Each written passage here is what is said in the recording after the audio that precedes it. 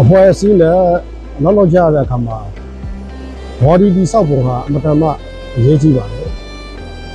body တိဆောက်ပုံလောက်ကြရတဲ့အခါမှာတိဆောက်ကြရတဲ့အခါမှာအတ္တသမပဏိတိကိုချက်ခံပြီးတော့အစွဲကင်းခြင်းနဲ့ဖြစ်နိုင်သမျှအရေးအခြေပေါ်မှာမူတည်ပြီးတော့ဖွဲ့စည်းဖို့ဒါဗဒနာထားပြီးတော့သံဃာနာယကများကိုဖွဲ့စည်းထားခြင်းဖြစ်ပါတယ် body တိဆောက်ပုံမှာအတ္တဘောအမတမကျင်းနေတယ်ဆိုလို့ရှိရင်အတ္တဘောကျင်းလို့နေပဲဆိုလို့ရှိရင်ဥတီချက်ကသာသနာကိုဥတီတာပဲထားဘလောက်ပဲသာသနာကိုဥတီတာပဲဆို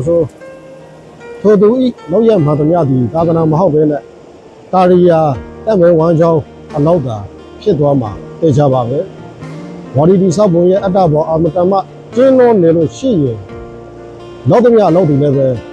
အကုသိုလ်ကိုဥတီတော့အလောက်မျိုးတာဖြစ်သွားနိုင်ပါပြီဒါကြောင့်သံဃာနာယကများကိုဖွဲ့စည်းတဲ့အခါမှာမတူညီသောနာယကများကိုစုစည်းပြီးတော့တူညီတဲ့ခေါင်းစဉ်တစ်ခုအောက်မှာငါတို့ဘဝရဲ့အနာဂတ်မဟုတ်ဘူးအသက်ဝန်တစ်ခုရဲ့အနာဂတ်သာသနာတော်ရဲ့အနာဂတ်ကိုရည်ရွယ်ပြီးတော့ဖွဲ့စည်းထားခြင်းဖြစ်ပါတယ်